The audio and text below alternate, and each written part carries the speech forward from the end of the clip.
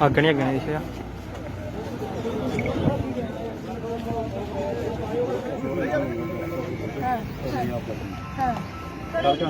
कल का मैंने बोल आप कहाँ बंदा कहाँ आपका भाई बताता है हमें कि ये 6 बजे से 6 बजे के बीच में यहाँ पे कोई बंदा बच्चे ले जाता है। उससे पहले क्या रूल मैंने कोई नया रूल निकाल डीसी मैम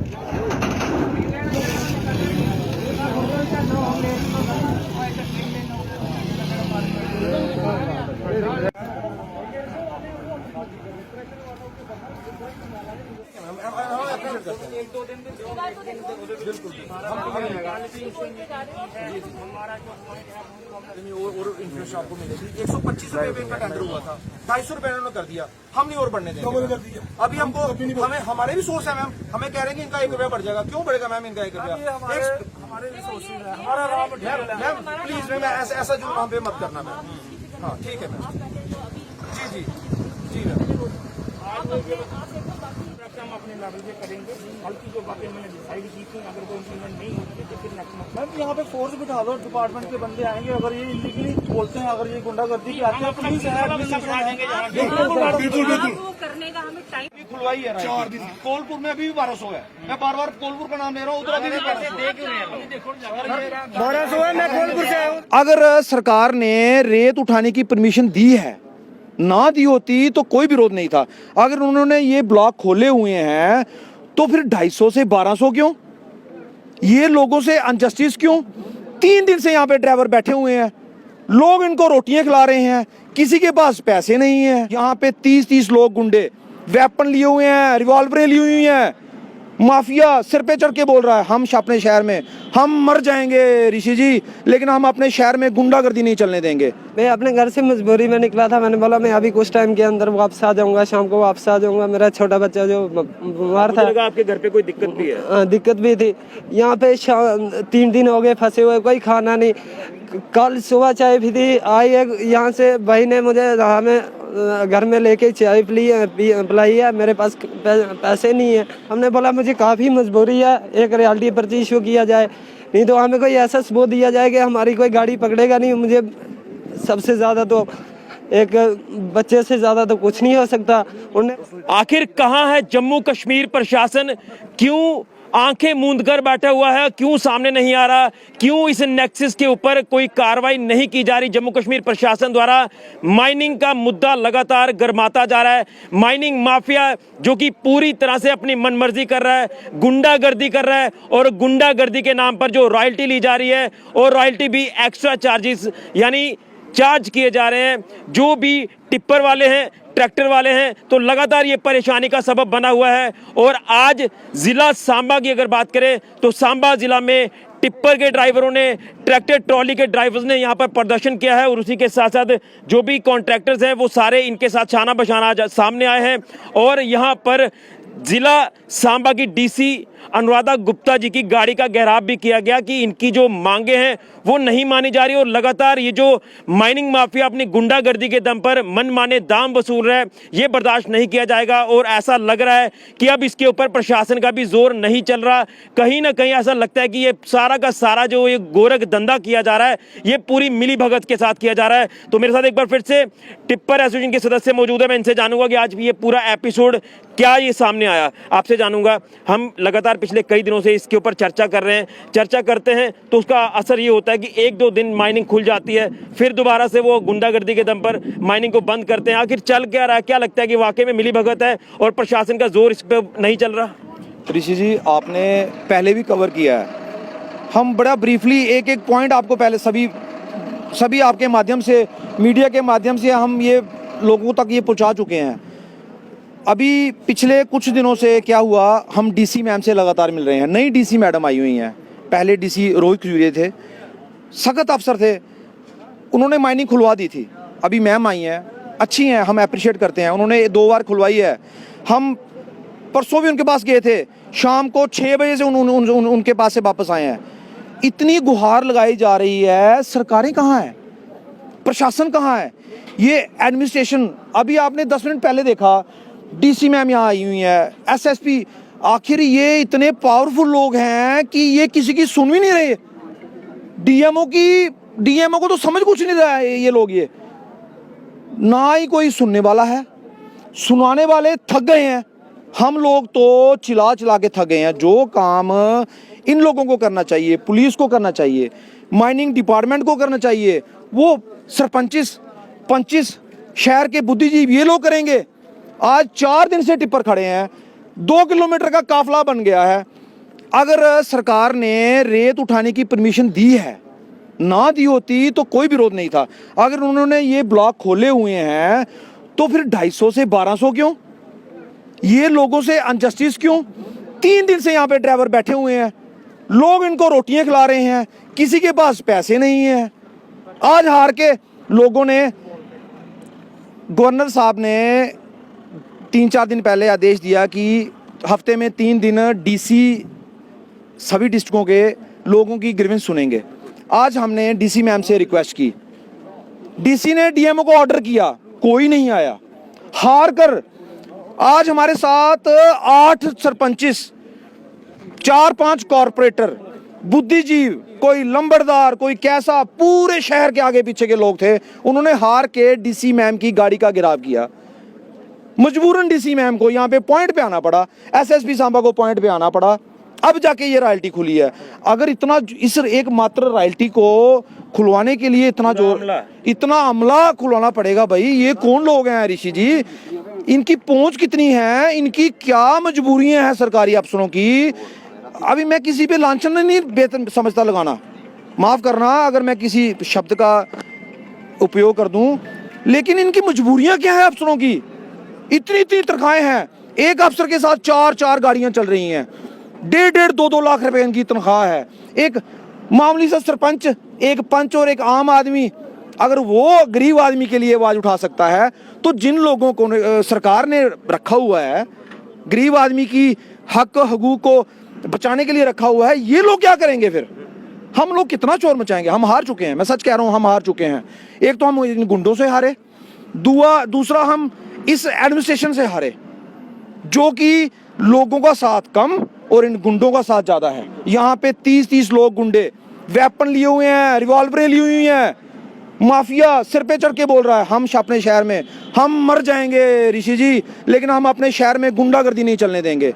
हम अमनप्रस्त लोग हैं, शरीफ लोग हैं, सांबा में नहीं हम चलने देंगे, सांबा में छोड़ के हम जम्मू कश्मीर में नहीं चलने देंगे।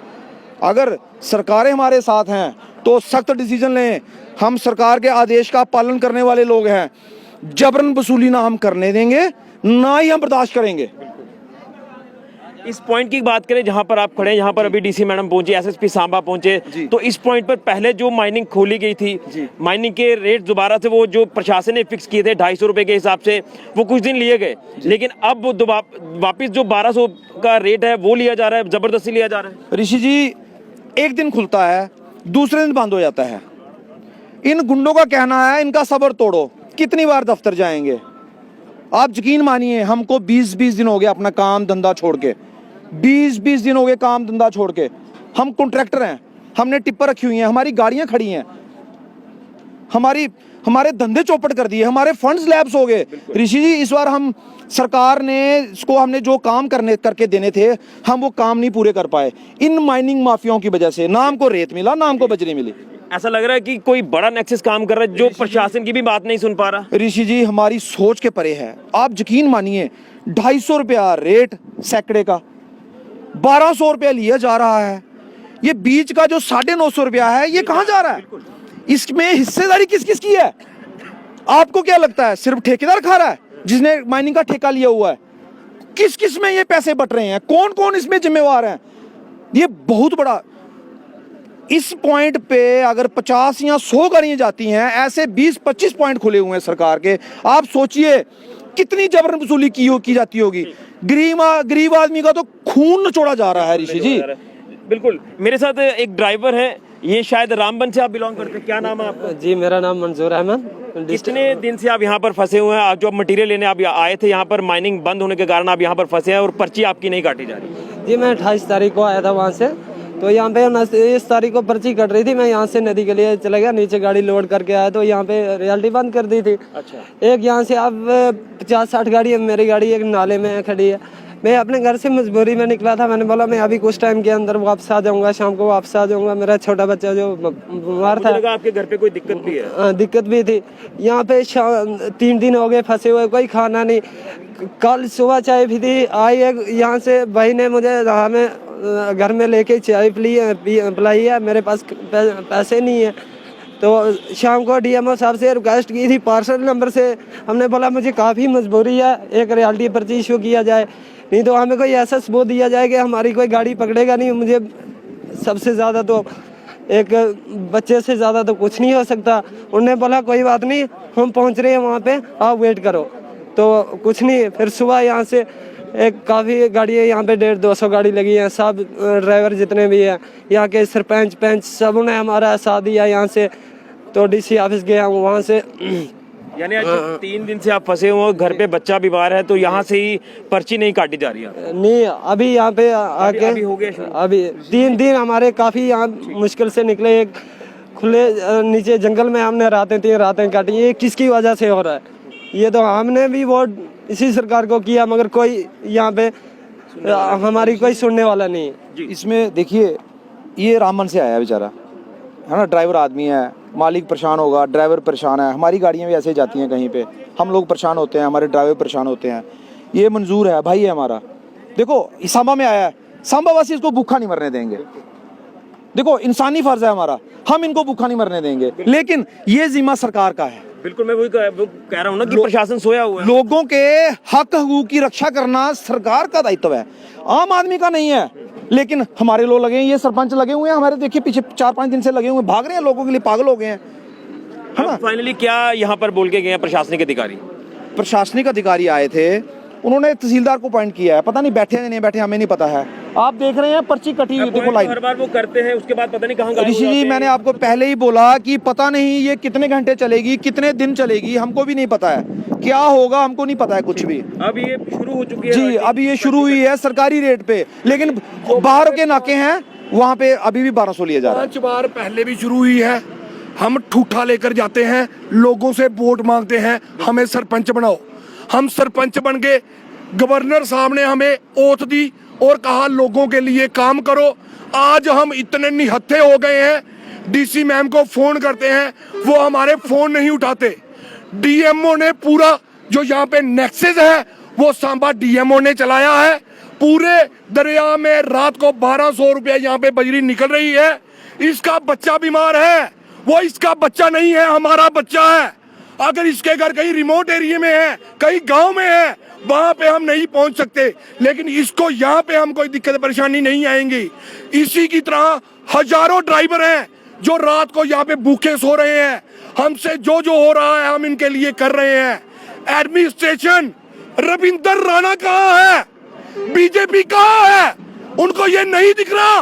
पूरा जम्मू कश्मीर माइनिंग की वजह से परेशान है, लोगों की रोटी छीन ली गई है। गवर्नर साहब से रिक्वेस्ट है, ऐसे गुंडागर्दी करने वालों का जो आपने ठेका किया है इसे कैंसिल कीजिए, हमारे लोगों को, लोकल लोगों को दीजिए, ताकि दोबारा ऐसी नौबत ना आ सके। अगर ये दोबारा माइनिंग बंद होती है तो हम सड़कों पे लेट जाएंगे, फिर चाहे हमारी जान जाए, चाहे हमें पुलिस उठाकर लेके जाए। हमने सरपंची अपने लिए नहीं, इन लोगों के लिए ली है। अगर ये काम दोबारा बंद होता है तो इसकी पूरी जिम्मेदार सांबा एडमिनिस्ट्रेशन होगी, ये डीएमओ होगा। चलिए, तो मैं आपको बता दूं कि जिस तरह से अभी DC Samba Anuradha Gupta ji C point पर आई थी, और यहाँ पर अभी आप देख सकते हैं कि जो रॉयल्टी की पर्ची काटना शुरू कर दी गई है, वही प्रशासनिक जो रेट निर्धारित किया गया है 250 रुपये। और इसी 250 रुपये की अगर बात करें तो ये 250 रुपये जो रेट फिक्स किया गया था, ये माइनिंग माफिया नहीं मानता है।